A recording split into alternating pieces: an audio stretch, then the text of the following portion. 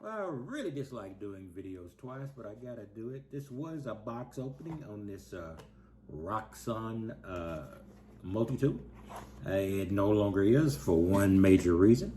It's no longer because it was, I used my GoPro Hero. Quite often I use what I'm using now, my phone, and whenever I'm frustrated, I go straight back to the phone. And I was frustrated by this. For some reason, I got weird audio. I was using a relatively high resolution. I think it was but it was 2K, something like that. I didn't go full 4K, but the size of the file was like 4 gig. So, and that's the one thing about using these the action cameras full out 4K or half of 4K. It just creates these huge files and they're a pain in the butt to upload. So I'm going old school here. This is a Roxon multi-tool. This is one of my, this is my favorite multi-tool. Basically, this is a big pocket knife, not quite a multi-tool. Usually I consider the Leatherman format multi-tool, a true multi-tool. But this, I guess, technically this does have all of the functions, and you have a tiny pair of pliers, etc. You have multiple types of screwdriver and nut drivers, and you've got you even got spare nuts to drive them. Anyway, so I got to clean this out. Keep this in my pocket all the time so I don't get a chance to wash it very often. This Roxon is what I got. I got the previous version of this, and I liked it. But this is, I have not seen many multi-tools like this. I gotta admit, I don't keep up with every evolution of multi-tools, but I do watch them relatively close. And basically, there's usually two groups of multi-tools. Those are the ones that, they get the basic, they have the basic functions. There's a knife, all the things you would expect them to have, they've got.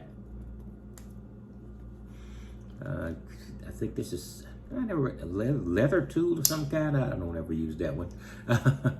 And belt cutter for accidents, to get out of your, and I think this is basically a can opener.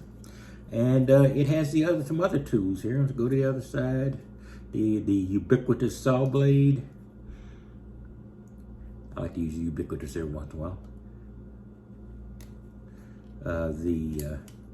The corkscrew that I rarely ever find a use for, but it's there if I ever do need it. I have file, which is great. And that's what I have there. Now, so what's unusual about this? So you just got a classic multi-tool. Then when I flip out here, what am I going to have? Amazingly enough, what do you expect with a pair of pliers and to some degree cutters there? Yeah, actually it has, doesn't not removable cutting blades, but they do make them look fancy. They have a cutter and a pair of pliers. Not unusual there. Now the unusual part is not what this thing has in it, it's what additionally it has in it. So right now I've got bingo, a traditional multi-tool. I think this is a metric rule. So, nothing too outstanding. But this is what makes this difference, and I don't see this very often now. It might be out there more often than I think, but it's been relatively rare. This one has a pair of scissors. So this is an unusual configuration, a multi-tool that has a pair of scissors and pliers. Well, I have a pair of scissors and pliers on my Victorinox Swiss Army knife there, but these are larger and somewhat more easy to manage and to handle, and they're likely to do jobs that are larger than these particular attachments on that multi-tool.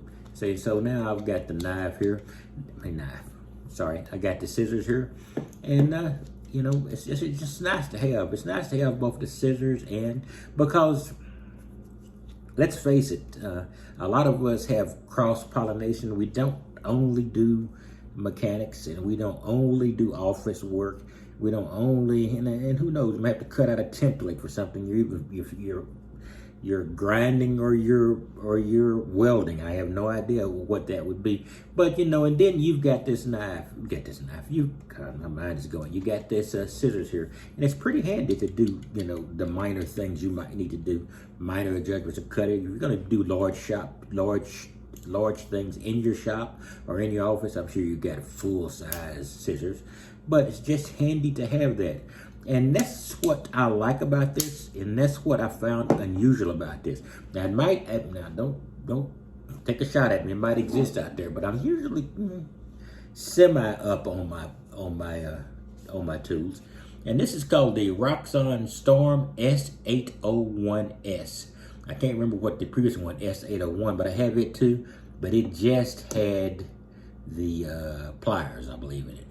So, you know, it was nice to it was nice, and I liked that.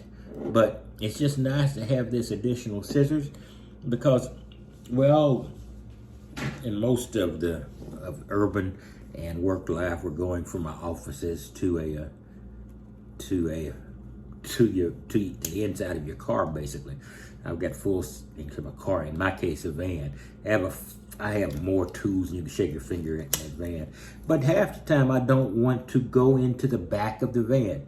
You guys have seen my van. I've got this cargo rack that I use to mount god-awful number of panels all together and comboed. So, and it's a pain in the butt to take that down, open it up, and then search in the back.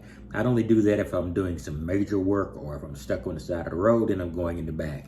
But if I got something where I just need to tighten a small nut or something like that, I do have some socket wrenches in the front, in the back of the van, not in the garage of the van. And then, you know, the back of the van is the camper portion where I'm sleeping. So I do have tools back there, but sometimes I need something quick and dirty, and I just don't feel like getting under the bed and pulling that particular plastic box out to dig through and get that tool.